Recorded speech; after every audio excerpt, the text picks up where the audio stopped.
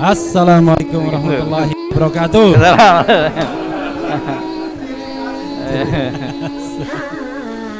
Soalnya di sini sudah banyak komentar. Bunyi nggak? Bunyi ya?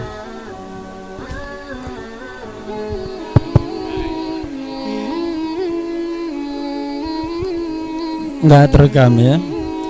Jadi saya baca komentar di sini udah macam-macam aja. Salah satunya adalah Rizal Ramli the next RI, tapi nggak ada satunya, RI aja.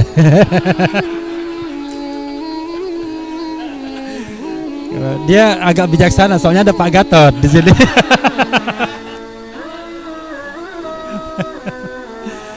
Jadi saya agak bingung mau ngomong buku atau ngomong barang itu ya? Hah? Oh buku dulu, karena ngomong barang itu tadi yang lainnya. Jadi gini, saya termasuk rajin bikin buku, tapi sampai 2019 saja.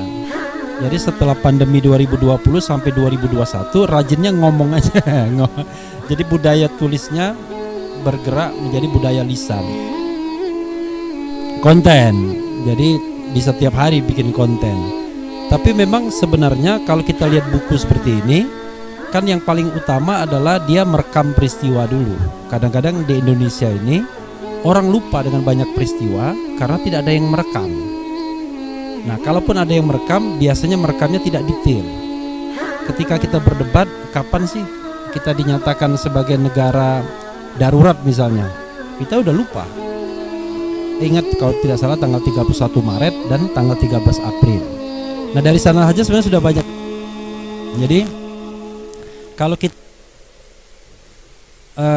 ini kan kalau Mas Gede ini kan bicaranya dari sisi ekonomi dan dari sisi kebijakan publik kalau lihat buku ini, karena backgroundnya kayaknya begitu ya, ekonomi dan kebijakan publik, public policy. Nah, sementara saya bisa melengkapi dari sisi hukumnya, governance-nya, ya, dari sisi kebijakan publik juga, tapi lebih pada hukumnya. Jadi problem utama di pandemi kita ini, ya, ibu-ibu dan bapak-bapak sekalian, itu adalah tentang governance-nya. Jadi governance-nya itu nggak jelas. Jadi siapa melakukan apa, siapa yang bertanggung jawab.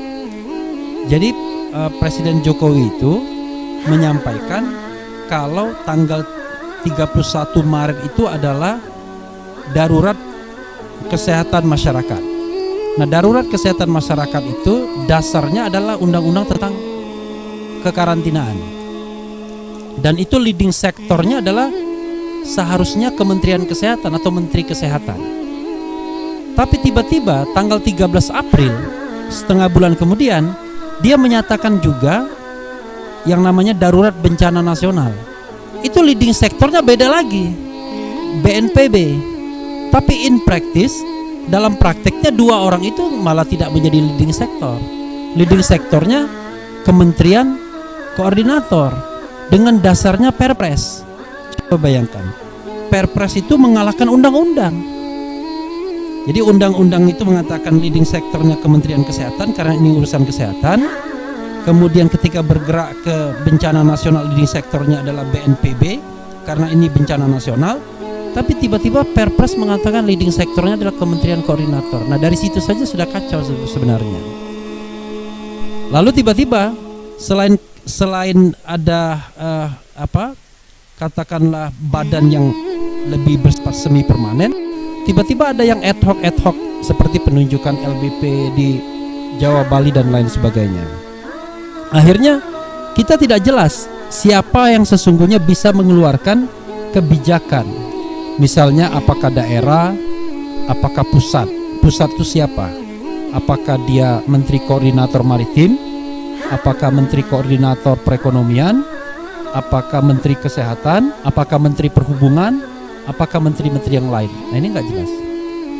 Jadi harusnya sebenarnya ketika statement darurat kesehatan masyarakat itu, yang namanya darurat itu harus ada time frame-nya. Jadi misalnya gini, kita nyatakan darurat dalam jangka waktu 1 bulan ke depan, gitu Pak Jenderal. Nanti kalau seandainya setelah 1 bulan ke depan kondisinya masih darurat lagi, dinyatakan lagi. Karena begini, dalam kondisi darurat itu yang namanya hukum itu bisa di bypass. Jadi nggak salah dia misalnya membypass segala aturan, itu nggak ada masalah. Tapi harus ada time frame-nya. Kalau nggak ada time frame-nya seperti ini, masa kita membypass aturan selama 2 tahun? Itu kan nggak masuk akal namanya.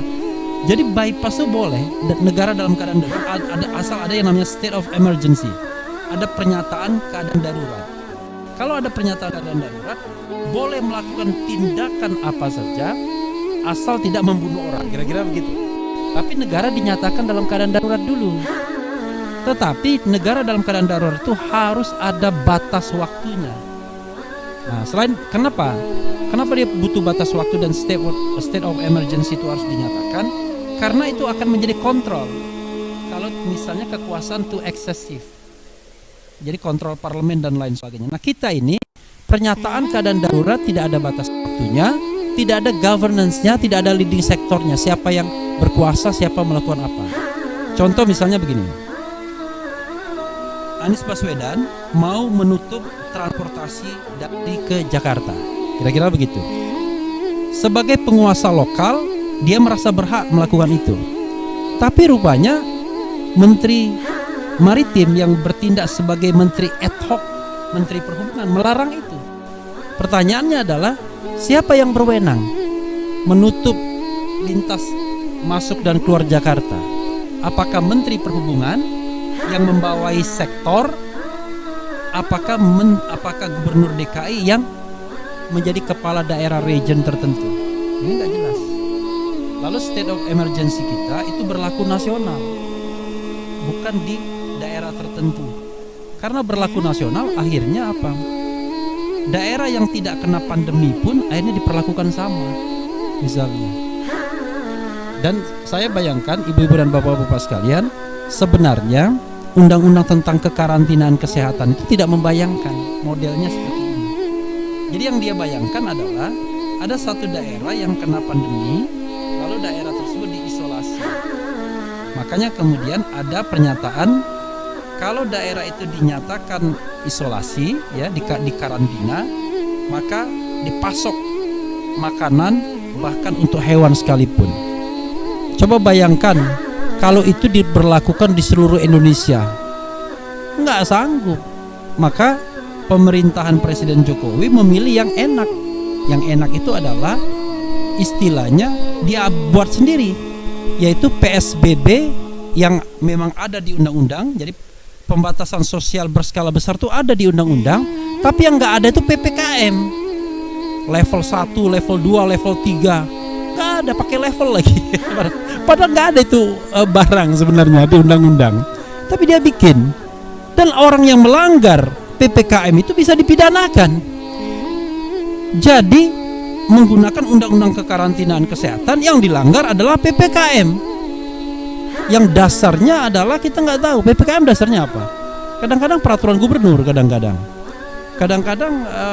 pernyataan instruksi. Kalau instruksi Mendagri malah bukan peraturan.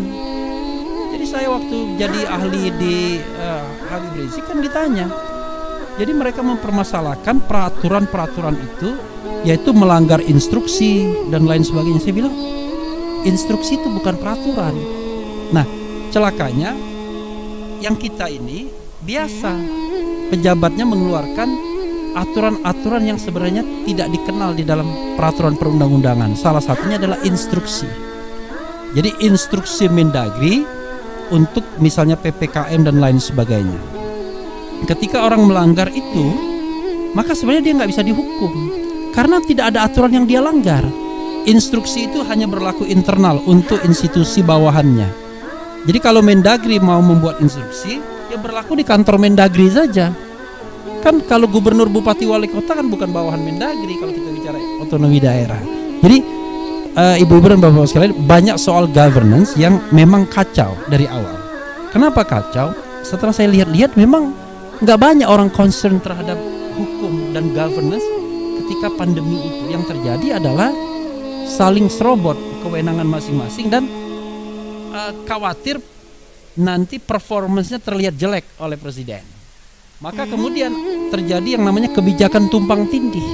Sebagai contoh misalnya antara Menteri Pariwisata yang berkepentingan untuk sektor pariwisata hidup dengan Menteri Kesehatan pasti berbeda.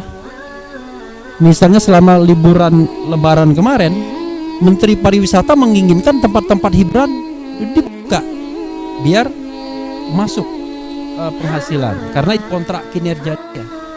Tapi yang jadi masalah adalah Kementerian Kesehatan, gubernur dan lain sebagainya berpikiran berbeda. Jadi banyak hal-hal seperti itu. Nah, saya agak serius sedikit membahas ini karena dilarang ngomong tentang barang itu. Nah, barang itu akan kita omongkan setelah edisi ini. Tetap di sini. Assalamualaikum warahmatullahi wabarakatuh.